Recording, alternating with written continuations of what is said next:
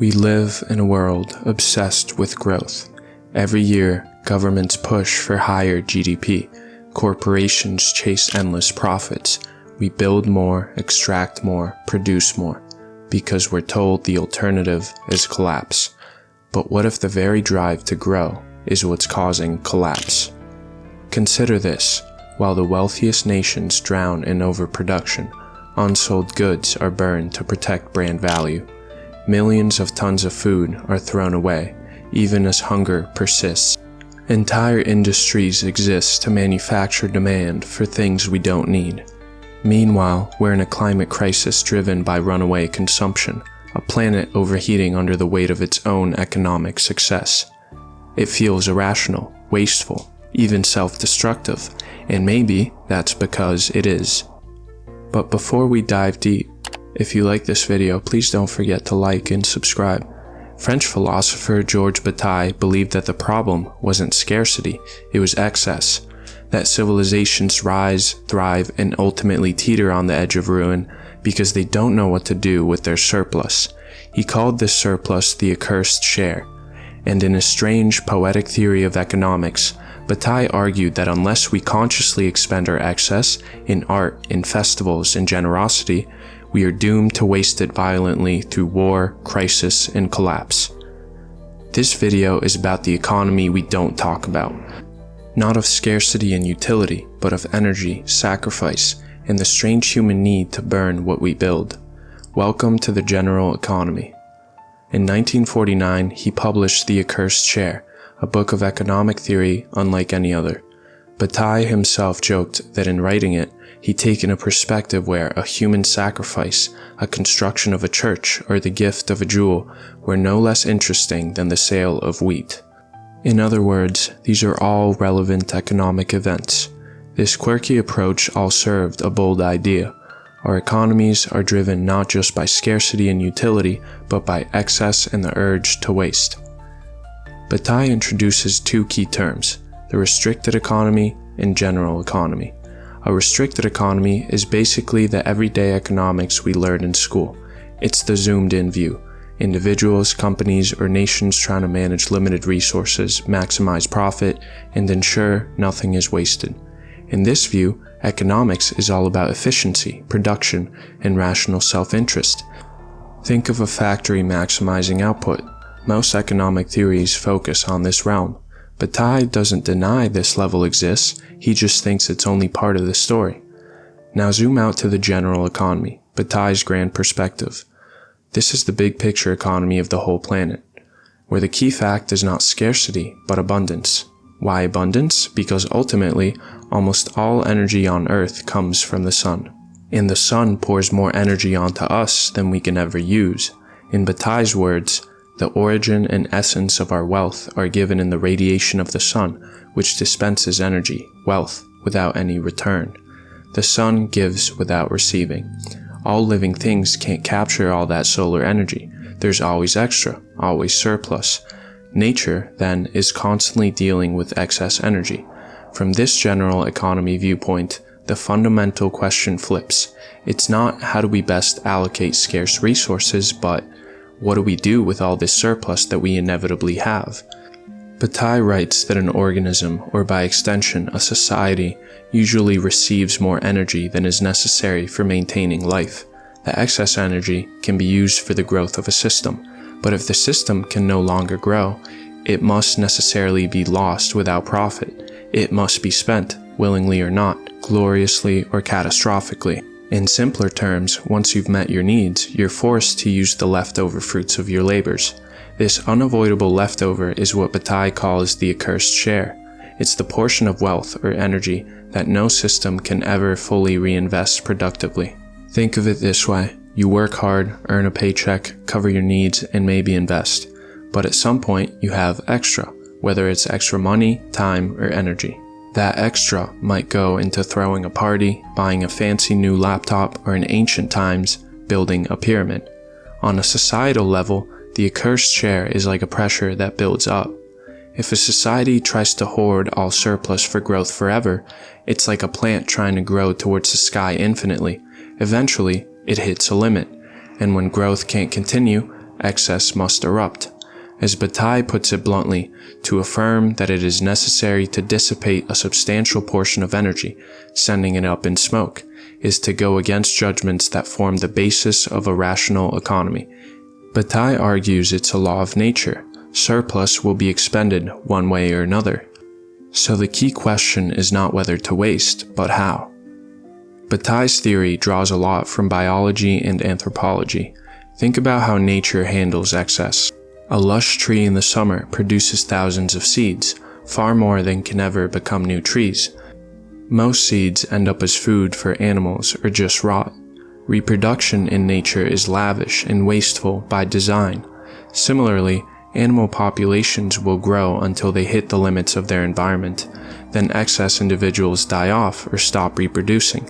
This isn't because nature is cruel, it's because life exploits all available energy until it can't, and then the rest gets dumped. Bataille saw human societies in the same light. He even calls human society a solar economy, an extension of the sun's overabundant gift. We can't ever perfectly use all our available resources in useful ways. There will always be an accursed share that must be spent wastefully. If we deny or ignore this, the waste doesn't vanish. It just might take violent forms beyond our control. So what do we mean by waste exactly? Bataille doesn't just mean tossing things in the trash, though that's one form. He uses the term non-productive expenditure to cover all the ways we spend resources without getting more resources back. This includes anything we do with our wealth or energy that doesn't turn a profit or contribute to survival.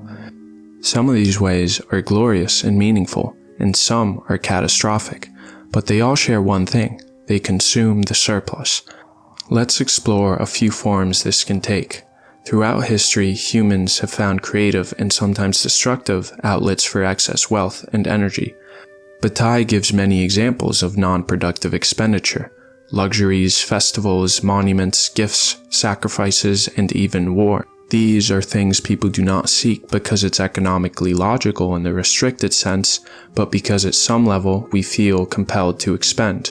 Luxury brands like Burberry have literally burned millions of dollars in unsold products to maintain their image, a modern ritual of waste. Meanwhile, customers constantly upgrade their cars, their Macs, and their watches, not out of need, but for status. Festivals and holidays offer another outlet. Fireworks on New Year's are for joy, not productivity. These moments are deliberate releases of surplus. Art and monuments do the same on a grand scale. Think of the pyramids or billionaires launching cars into space. Not practical, but symbolic. Bataille says it's not necessity but luxury that defines human civilization. And when excess isn't channeled well, war often follows. Without conscious ways to spend surplus, societies may explode violently, squandering life and wealth in the name of power or pride. At this point, you might be thinking, alright, humans waste stuff, sure, but is this really an economic theory? Bataille would say yes, because how we handle surplus defines our society. Do we acknowledge our impulse to excess and try to direct it towards art, beauty, generosity, and meaningful experiences? Or do we deny it and watch it explode as mindless consumerism, environmental devastation, and violence? The concept of the accursed share invites us to see wasteful modern phenomena not just as moral failings, but as symptoms of a deeper human dynamic of abundance.